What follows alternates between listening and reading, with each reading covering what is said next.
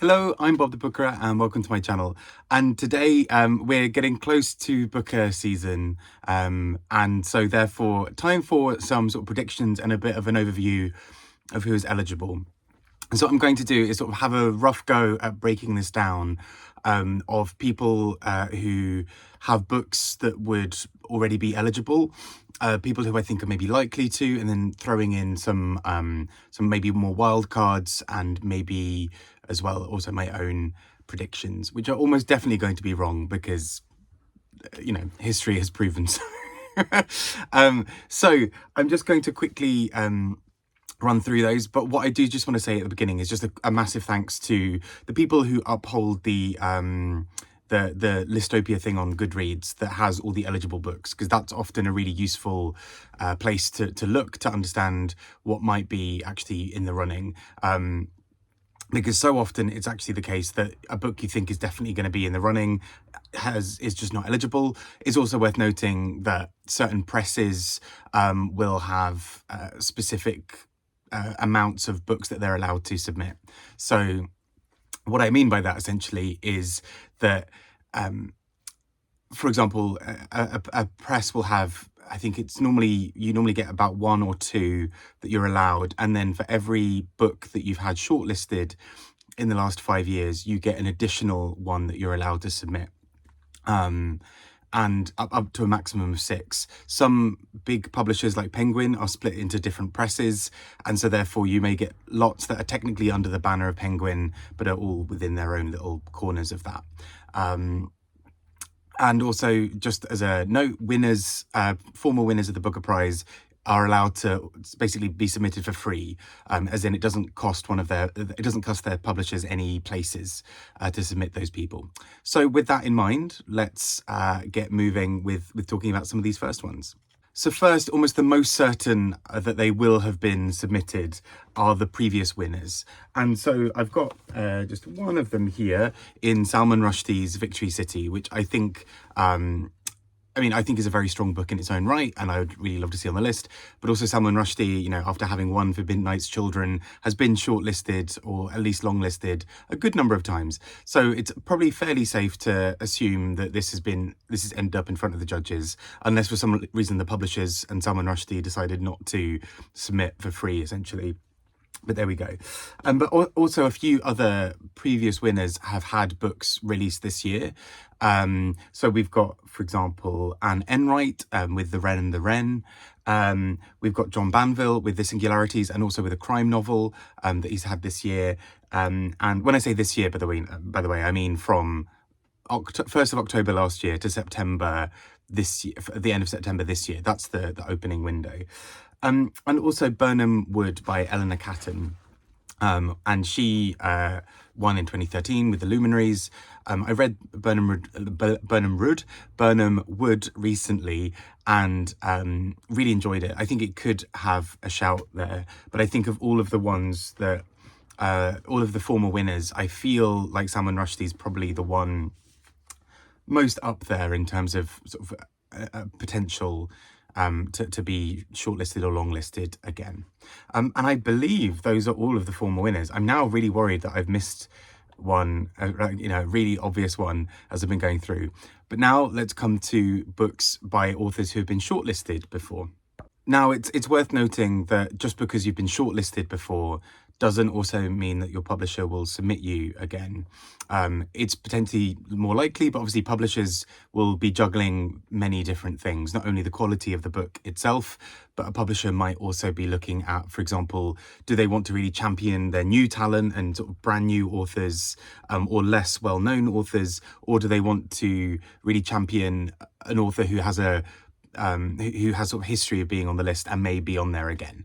So that's always a consideration, and there are tons of people who have been shortlisted or longlisted before who are here again. And one that is sort of most immediately apparent is Dr. No by Percival Everett. Although I didn't think it was as strong as The Trees. It's interesting because we literally just had Percival Everett shortlisted last year, and I feel, you know, particularly coming from Influx Press, a relatively small press, I would imagine that he would be one of the big names that they would sort of put out and push forward again. Equally, Lucy by the Sea by Elizabeth Strout. That is a book that was well, it's part of a series, the third part of which, O. William, was shortlisted last year as well. And so it wouldn't be a huge surprise, I think, if that book were to make it, were to be submitted at least. Whether it makes the long list or not is a different matter. I actually I think it's a little bit stronger than O. William personally, so maybe it'll be there. But then we've got loads of other ones, and let me quickly find some of them here. So Max Porter, shortlisted in the past for Lanny, or longlisted, I believe. And Shy is his new book this year, which I think has maybe a decent chance. It's an interesting book nonetheless. A very quick read. You sort of read it in this kind of, I mean, it just sort of is one fast blur through a young boy's life with kind of things around mental health and identity and so many other things. So it's a really interesting little book. But you've also got some other really big hitters who have been on the list before. So Tan Tuang Eng, he has been shortlisted before, and his new book, The House of Doors, I've not read yet, but really want to. I think could also be something on that list. Brandon Taylor, previously shortlisted, has got a new book out. So I'm just looking at my little notes over here. Guy Gunaratne, with Mr. previously longlisted for This Man of Furious City. August Blue by Deborah Levy. She has been on the shortlist a couple of times. We've also got Sebastian Barry, sort of a bit of a big hitter in literature terms as well. He's also been shortlisted and longlisted before on the Booker, and his new book, Old God's Time, I thought was beautiful. So, I mean, I'd like to see it on the list. Whether it makes it or not is a different matter. Philip Hensher with To Battersea Park. We've got William Boyd. We've got Sophie McIntosh with Cursed Bread. She's been longlisted before for The Water Cure. And I'm sure I've missed many others, but there are so many authors, and this is the thing, obviously, as the longer the prize goes on, the more likely it is that former longlistees and shortlistees will be kind of on the list again. And I think many of those are fantastic books. I think of them, Guy Gunaratne, I think their book sounds like it might be a really interesting one, dealing with some really interesting topics around kind of the role of the state. I think Lucy by the Sea could be there, who knows. August Blue by Deborah Levy, I think also sounds fascinating. And she just seems like a really interesting author in her own right as well. And who knows, Sebastian Barry could well be there as well. So those, as far as I can tell, are most of the formally shortlisted and longlisted authors. There are obviously going to be many more. This list on Goodreads of eligible books is around 100 and something. We know that in the past the judges have read something like 140 books. So there may be some that we don't know of that haven't come out yet that they will have read. There may be some that are just not on this list yet.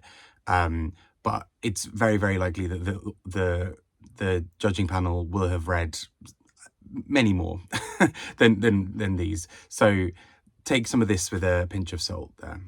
And so we move next on to some authors who or books that have been really big this year or recently, or from big authors who have not been shortlisted or longlisted before, but could in theory also be there. So the big one is potentially Demon Copperhead by Barbara Kingsolver, shortlisted for the Women's Prize, winner of the Pulitzer Prize, just a general, and shortlisted for the Orwell Prize, just generally a book that's been kind of everywhere and has made a big splash and has been very well loved. So I have a feeling it probably will make the list, the long list at least. I think it deserves it as well. I think it's a very strong book. Small Worlds by Caleb Azuma Nelson. I think Deep Water, his last book, wasn't on the long list, but I think was a very strong and interesting book in its own right. And I think it feels like he's sort of developed his voice a little bit more as a writer since then. And I think this book also speaks to a lot of British and sort of global, but especially British issues in a really clever and sensitive way, but also is this really joyous, interesting book. We've also got Cormac McCarthy, who's released a new book this year. And the thing is, many US authors have not been, big US authors haven't been necessarily longlisted or shortlisted before, because it's only been since 2013-14 that they've been eligible.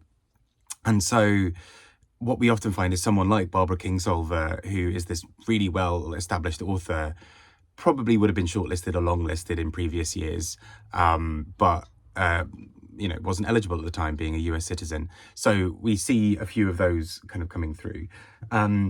We've also got a few other authors who I think could well make the list in some form. So Martin MacInnes with In Ascension, he's been sort of a writer sort of doing the rounds for a while, I think, and this just felt like a really beautiful, sensuous, clever book in many ways, and I really appreciated what this book did. I've bagged on about this book a lot, but Story of the Forest by Linda Grant, she has been shortlisted before, so I should have actually mentioned her then, and former winner of the Women's Prize. And I mean, I just think also this book is stunning. I think it is just, I've rambled about it a lot, so I won't try and go into it too much here, but it's a really clever book, I think, around identity and movement of people and how people sort of set up a new life for themselves. On which note, also, there is The New Life by Tom Crewe, which has also made a little bit of a splash in a few other ways. He's a really exciting writer, I think. And this book around queer identities is just really stunning, particularly the ways that I think it talks about coding language and how you can hide in plain sight. I think those are some of its real strengths. I'd love to see it on the list because of that. And finally on that, someone who I think is just one of our most exciting writers in the sort of current times, and that is Isabel Waidner with Corey Farr Does Social Mobility. And I loved their previous works, Selling Carrot Gold, We Are Made of Diamond Stuff, both of which I think are exquisite in many ways. And since their win of the Goldsmiths Prize, they've now sort of been, they now have books sort of, their new book coming out is with Penguin, I believe. And so they're with a bigger publisher who might be able to throw a bit more money behind submitting for prizes, for example. And so I would really love to see Isabel Weidner's book make it as well. And I realise this is a lot of books I'm talking about. And I'm just going to chuck in a couple of other small bits here. One that I keep on seeing making the rounds is In Memoriam by Alice Wynne. Sorry, I always forget the title of this book. And it's one of those books that has been kind of a bit everywhere and has also seemingly been incredibly well loved, if we're to take it from its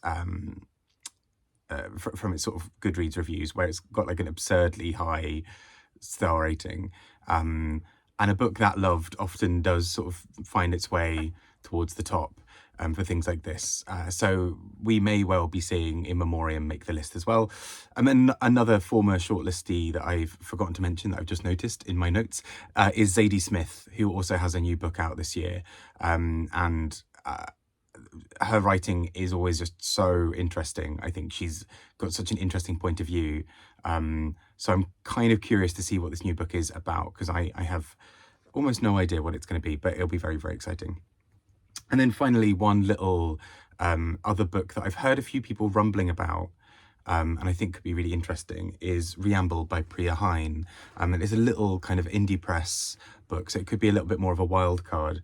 But it's a book that seemingly deals in these sort of very small passages. It's sort of a very light on text kind of book.